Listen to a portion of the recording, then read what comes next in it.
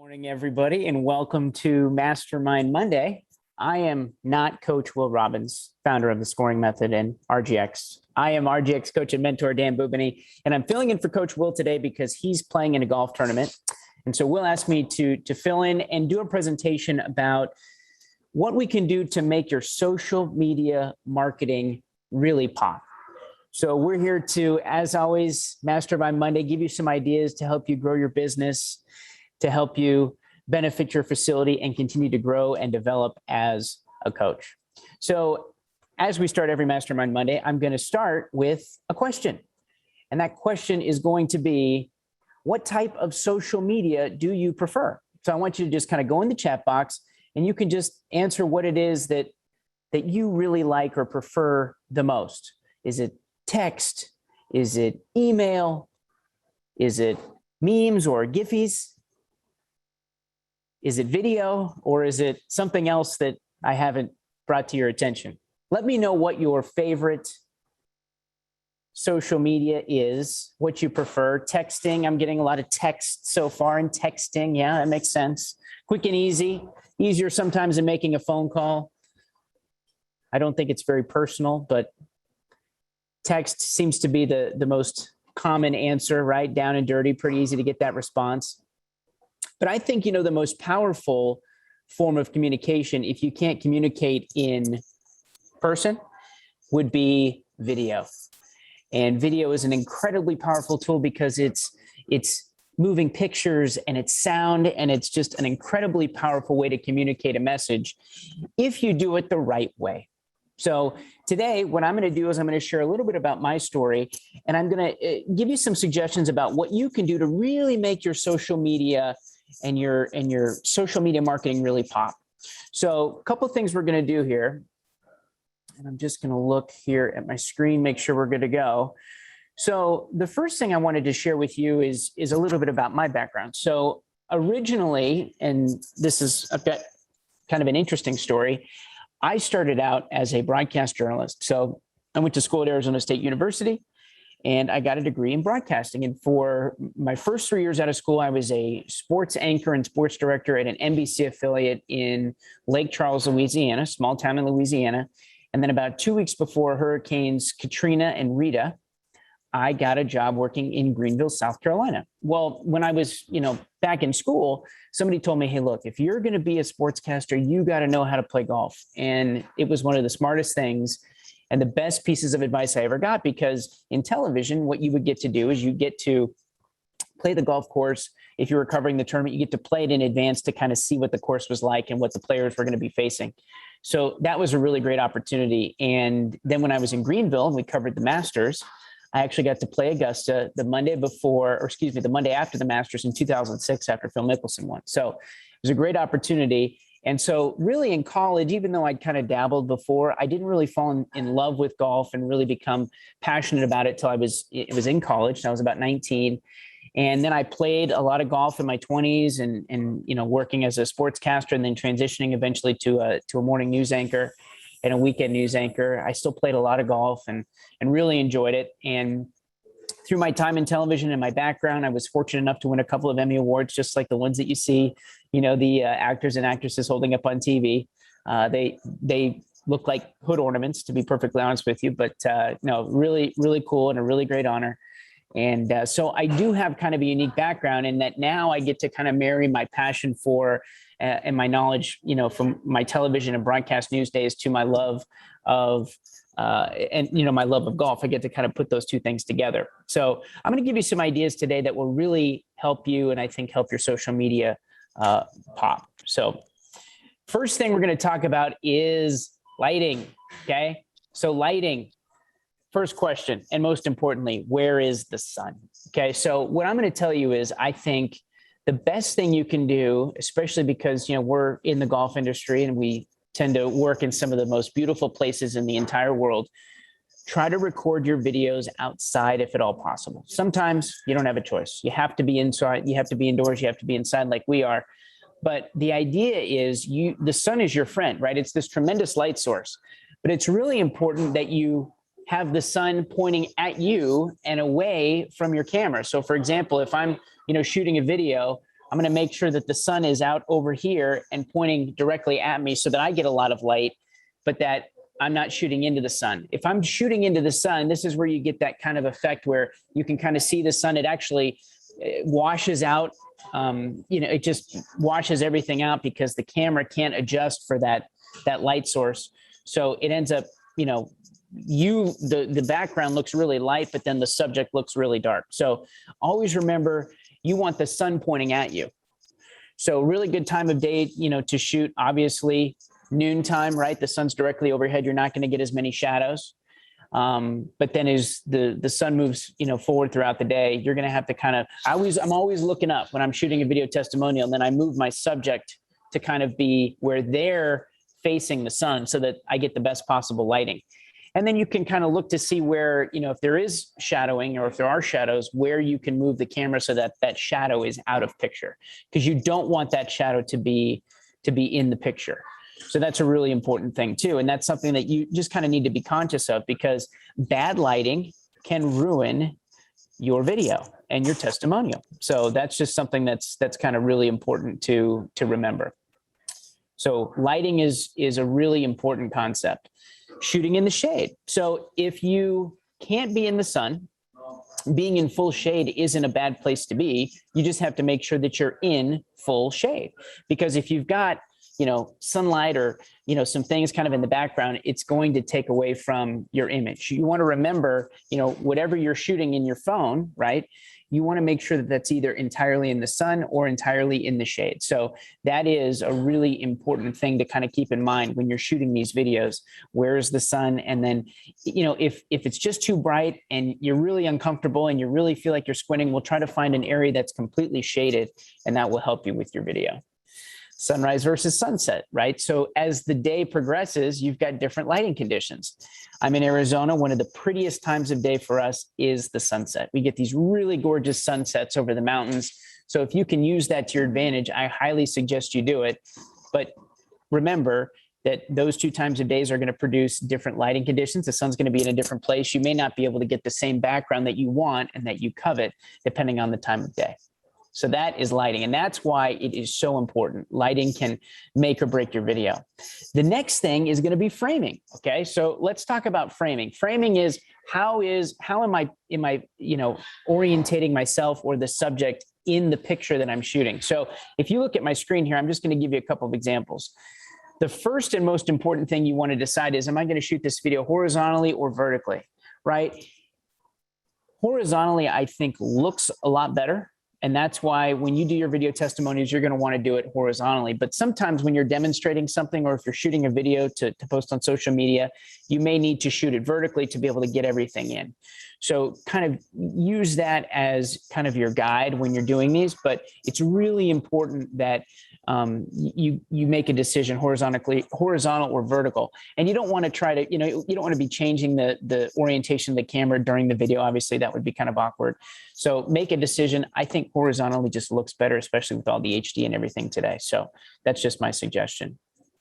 Are you looking screen left or screen right? So when I'm shooting a video, okay, I will typically ask my subject to stand on one side of the camera, or I will orientate them on one side of the camera or the other.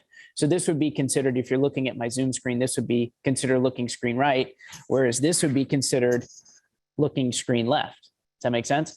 So when I'm shooting a video, if I orientate somebody here and I put them on, the left side of the screen, I'm just going to say, hey, look at my right ear. And that gets them to look kind of over my shoulder, past the camera to my right ear, so that they're looking in the right place. Versus if they're standing over here, well, then I'm going to have them look kind of over at my left ear. And that's just something that will get their eyes kind of pointed in the right place. But the biggest thing you can tell people, and now, because it used to be that cameras were really huge and I'd be holding it over my shoulder and I would tell people, oh, just pretend the camera's not there, and it would be a really hard thing to convey. But now, because our phones are so small, you can still see me. So I can just, people can still see my reaction, and I'll look at them and I'll kind of interact with them so that they're not focused so much on the camera. Because a lot of times people get nervous when they're in front of the camera and they think, oh my gosh, this is such a big deal. Just try to put people at ease by telling them, we're just having a conversation, and I'm just going to ask you questions, and just answer the questions to the best of your ability. It's not a huge deal. Okay. So screen left or screen right. Then you have this concept of what's called headroom. Okay. So notice in this video, see my head is right at the top of the screen. So it takes up the picture in a very nice and full way. Well, what if I shot the video like this? You see how much headroom there is above? It just doesn't look right. So you want to make sure that your subject is right at the top of the screen and that there's not a lot of what's called headroom. It looks a little bit strange. So just try to fill the screen as best you can. Try to limit or minimize that headroom. And then you have what's called low angle or high angle. So now I'm going to get my computer here and I'm going to show you the two examples, low angle versus high angle. Okay. So now I'm going to give you here, let's go back to lighting for a second. You see this? See how bad that looks? You see the sun shining through the windows behind me? I would never want to shoot a video like that because the lighting's just not going to be as good. Whereas if I shoot it here, now look how much better I am because the light's coming in and hitting me, the subject in the face. I'm not as washed out and it's not as distracting. Whereas if you look here, pretty distracting. Okay, so let's talk low angle versus high angle. So this is considered low angle. So if you shoot something, if you're shooting up on your subject, the idea is that the subject looks more menacing or dominant or they just look larger. Okay, so that's called low angle. This is called high angle. And notice I'm looking a lot smaller to the camera. I would say, as a general rule, try to shoot horizontally, okay? Try not to shoot too much low angle stuff, right? You don't want to be looking up your subject's nose, but at the same time, you don't want to be shooting up high so that it kind of diminishes the subject. So that's low angle versus high angle, kind of a demonstration there. But just another concept to kind of be aware of. You shoot it horizontally or vertically and you keep it pretty flat or pretty straight, you're going to be in good shape. So that's framing. Okay, this is probably the most important thing that I can give you. And this is the concept of audio. So in my opinion, one of the worst things that happens, and we see this all the time, is we get video testimonials from coaches and different things, and you all of a sudden the wind comes up. In the middle of your testimony, you're getting some great stuff, but the wind comes up and, oh, darn it. Well, now, if you're shooting it on your phone and you don't have a microphone, you're going to get crackling. You're going to hear the wind. It's going to take away from your message. And I would say that as somebody who used to be in television, bad audio detracts. I mean, it can be the best thing that's ever been said on camera, but bad audio just detracts from the power of the message. So what I'm going to tell you to do, and this is really important, is to invest in one of these little clip-on microphones. This is called a lavalier microphone. And this little piece of foam is really important. This is called a windscreen. And this cuts down on the wind. It can even cut down on the rain. This is a must. This will mean that you have the cleanest possible audio. And I was able to get this on Amazon. Okay, it's got a Thunder Jack because I have an iPhone. This cost me about $10. But it has made a huge difference in terms of the quality of the video. Now, the next thing I'm going to show you how to do is how to clip on a microphone, because this is also really important. And this will help you with your message. So when you get your microphone, the first thing you're going to do is kind of loop part of the cord underneath the clip here. See, so it looks like kind of like a letter U. And most people look at this and they go, oh, hey, great. I'm going to just clip this up on my shirt. No, you want to go up and under, or have your subject go up and under their shirt and then clip it on their shirt right about here. Now, so when I would do this, right, obviously I'd have to interview women. And as a man, right, there would always be this awkward thing. So you can kind of just turn away to make sure that, the subject feels like he or she has privacy. And then, they're able to go ahead and put their mic on. But I'm going to show you kind of what this looks like. So if I were to just kind of unbutton my two buttons, and you can do this actually if you turn your camera around when you're shooting a video, you can do this so that you can see how this looks, but you see this little loop-de-loop, and then I'm just going to clip it right here on my shirt, and then I tuck in. So see how good that looks? See how there's a nice, clean kind of loop there, and then I can just button my shirt button, okay? And now I'm good to go. And it's going to just mean you're going to get a much cleaner audio recording of your subject. And then look how good that looks. It's just nice and clean. And I can button my second shirt button and you guys are going to be really good. So Amazon.com, highly recommend you go there. $10, best $10 you ever spent, whether you have an iPhone or an Android device. Either one is really good. And then you can see you'll have really good and clean audio. You want to bring the cord up and under though, because you don't want to be seeing this cord in the video. It looks kind of sloppy. So just a cleaner look to that. The windscreen is really important because it will give you that cleanest possible audio. Even if it's super windy, you'd be surprised. It just cuts down on all the wind. That little piece of foam is probably the most valuable part because it just gives you a clean sound. So once you get your video, then the next step is going to be editing, right? So there are a couple of things that I would highly recommend, and you can do this directly through your phone, right? If you go into your iPhone, right? When you go and you open a video, you can edit that video. And I recommend that you edit it right there. Well, you're thinking, well, geez, this is going to take a while, right? I'm not a very good editor. What do I do? Well, what you're going to do is you're going to click on edit, and then you're going to go ahead and hit trim. And then you can basically just trim the beginning and the end of the video, save that clip, and you're good to go. That's about all the editing you need to do. But how are you going to make that easier on yourself when you get to that point? Well, the first thing you're going to do is start with a countdown. So whenever I'm doing a video, I will say this, I'll just say, as I'm getting ready to go, if I'm doing the video, say for example, and I'm going to record it, I'll say, okay, 3, 2, then I start talking. And then when I go back to the video and I trim it, I can see that I started 3, 2, and I can see that there was a pause there. And that's where I know I can start my video. So just doing a little countdown can really help you in the editing process because it gives you kind of that lead time where you're not just standing up there and getting right into it, right? Because maybe you have to fidget with something. You don't just want to start talking. Do a countdown. Another good thing I like to do with my subjects or when I'm interviewing somebody or trying to get a testimonial is I'll just say, hey, I'll hold the camera up and I'll say, I'm gonna just count you in. I'm gonna say 3, 2, and then you'll see me point at you. And that's when you're going to start talking. Because for example, if I'm wanting, to ask somebody how many shots they've dropped or how successful the coaching program has been for them, and say they were somebody who was shooting in the mid 90s and now they're shooting in the mid 80s, and I want to get those 10 shots, I want to get a testimonial of those 10 shots I dropped for something like maybe my 100-shot challenge. I want them to record a video. And in that case, that's going to be more of a prompted scripting, so that may take a couple of takes, but I want something as simple as, my name is John Smith. And before I started Dan's coaching program, I was shooting in the mid 90s. Now, after just 3 weeks in Dan's coaching program, I'm shooting in the mid 80s and I couldn't be happier. Something as simple as that, right? Say their name, what they were doing before, what they're doing now.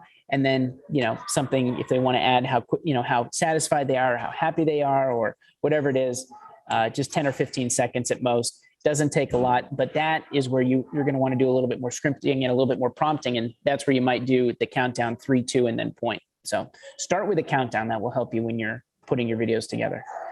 The next thing is hold your finish, right? Just like when we hold our golf swing finish, right?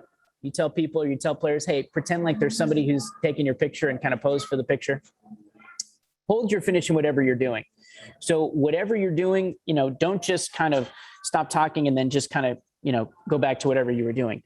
Hold that pose so that when you go back at the end and you're editing it, you have a little bit of wiggle room. You have some video to play with there at the end. So that's a really important thing to do. If I was doing a video, for example, and it was going to be all about, say I was doing a video on a takeaway, right? And how to hold your finish or hold your takeaway. I might do something where I'm holding the camera and then I stand in there and I kind of hold my finish just like that.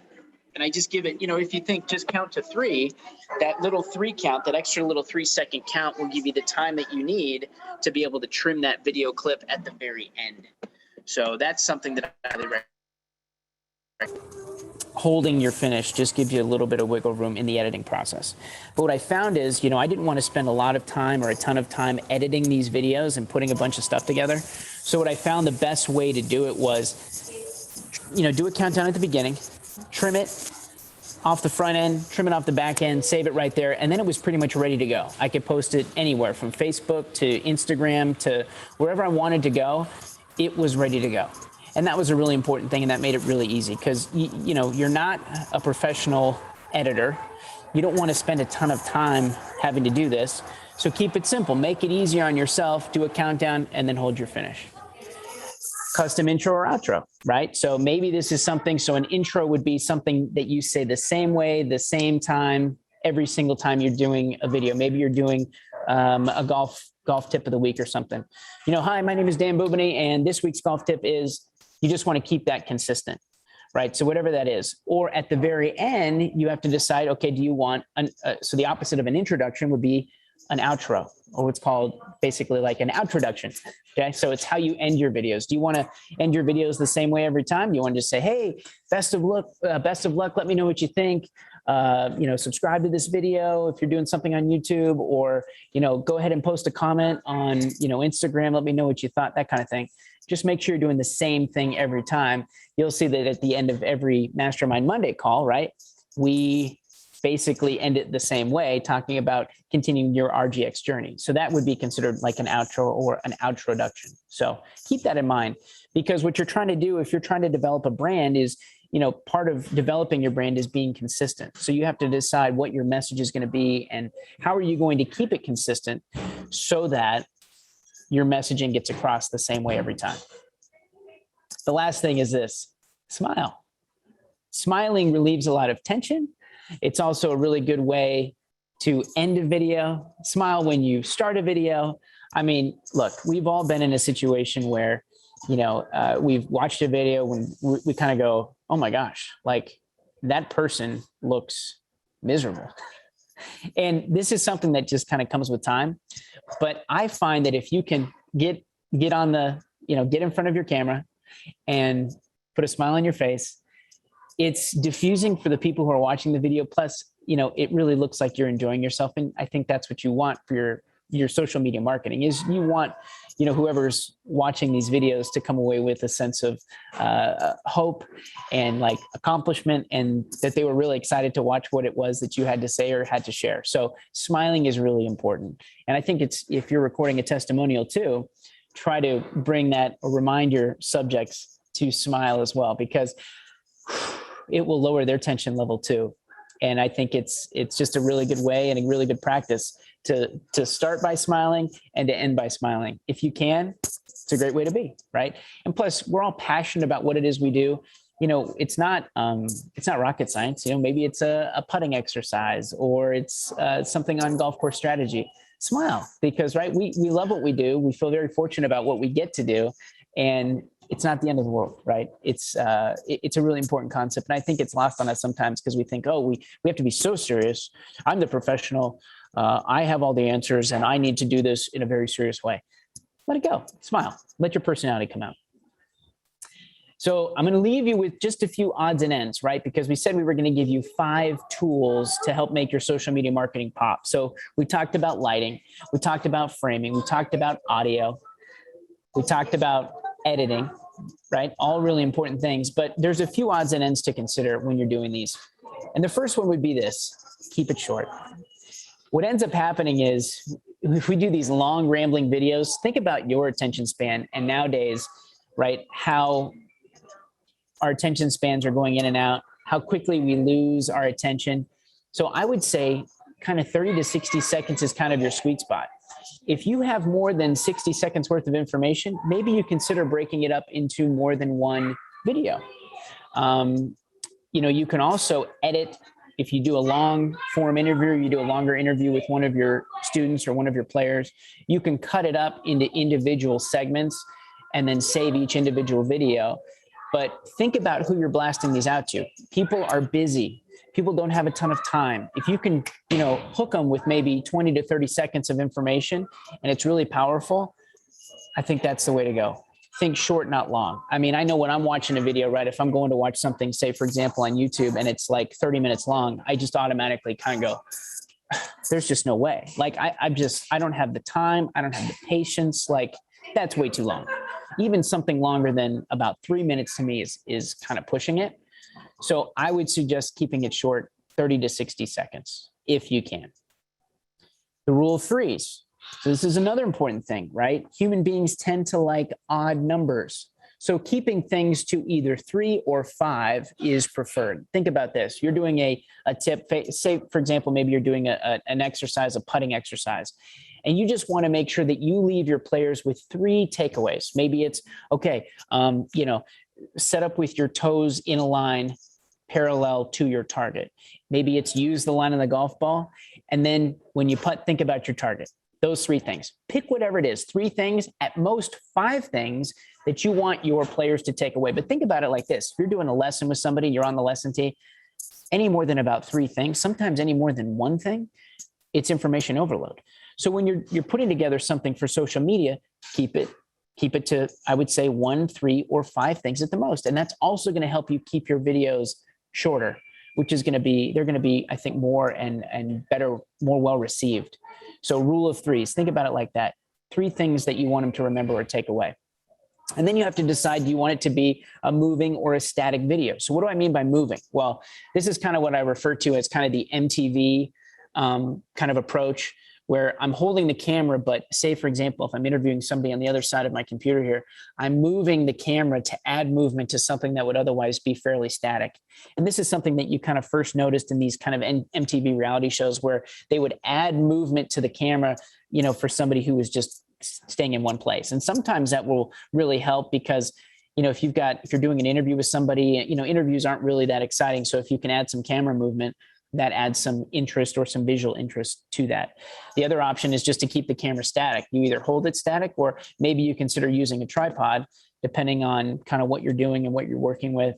I just find a tripod is, it's bulky, it can be inconvenient, and I'd rather just kind of hold the camera in one place if I'm going to do that, as opposed to using a tripod. But those are just some, kind of some things to keep in mind. Little odds and ends and things I was thinking, because I'm trying to give you, all these years of broadcast knowledge in just a 30-minute call. And if I kind of look back, or I think back to what it was that I'd want to take away, I have to know about good lighting. I have to make sure that my light source is pointing on or at my subject. I have to make sure that my framing is correct. I don't want to have too much headroom, right? Or not enough headroom, right? That's the opposite, right? I can have not enough headroom where I cut somebody's face off kind of at their eye level. So those are things to keep in mind, but things that maybe I don't think about because, I was trained and kind of used to doing that. Headroom and framing, lighting, editing, and then audio. Bad audio will just kill your message because it takes away from that message. And it can be the most beautiful background. It can be the most powerful testimonial you've ever recorded. But if you just hear, wind, or, you hear trees rustling, or you hear the lawnmower in the background, if you're on the golf course, it just takes away from the power of your message. And that would be my number 1 takeaway from today's presentation is, if you can, well, and not just if you can, but you should, invest in a microphone. And Amazon now makes it so easy. You just go on there, type in lavalier, L-A-V. I'm going to give you the correct spelling, L-A-V. You can just abbreviate it to lav mic. They call it a lav mic, L-A-V-M-I-C, or clip-on mic is another one for it.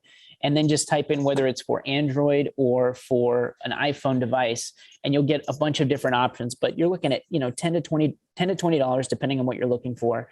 And it just makes all the difference in the world. Audio is really important. And then lastly, just really trying to keep it short. The less, one of the things we would say is, we would call it diarrhea of the mouth, when you just kind of get talking and you can't stop talking and blah, blah, blah, blah, So keeping it short, really having a plan as to what it is you're doing and what you're trying to get across, really important. And if you're not really sure what to say or how many things to say, or you feel like I've got way too many things here, we'll simplify it down to just 3 things, an odd number, 3 takeaways that you'd like for, your students to have if you're doing a social media message. Start by saying, look, this is what I'm going to talk about today. Go through those 3 things, and then end it by saying, so just to recap, here are the 3 things I really want you to take away from today's video, blank, blank, blank, and then you're done. So really important. And then moving or static. Do you want to add movement to that picture, to that camera, or do you want it to be nice and still? You have to make that decision. But if you frame your video properly, you could have some really interesting background depending on whether your subject is looking screen left or screen right. And you could utilize the background that you have if you do it on the golf course and you've got some really pretty scenery behind you. that sort of eliminates the need to do a moving picture because you have a really exciting and interesting background kind of behind your subject. So those are some things just to kind of keep in mind. If you're ready to take your business to the next level, RGX is here for you. And for today's our RGX coaches, we'll be sending this video out and this recording out and materials to your RGX account. And you can post any questions you have in the community where our team of mentors will get those questions answered. I'm one of the mentors. I'm definitely on the community several days a week, and I'm happy to answer your questions if you have them. But if you'd like to be part of the RGX story, let's have a conversation. Simply scan the QR code here on your screen or go to rgxcoach.com/explore to schedule a call with Will and his team, and we'll get you going on your journey. If anybody has any questions or anything else that they'd like to share before we go, it's just been a lot of fun, and I really appreciate you allowing me to kind of share my story and what this is all about. But I look forward to seeing your video testimonials either on the RGX website or on the internet in the weeks and months to come. And I hope this has been helpful. I hope you guys all have a great week. Thank you so much for joining RGX Mastermind Money, and we'll see you on a future call. Have a good day and a great week.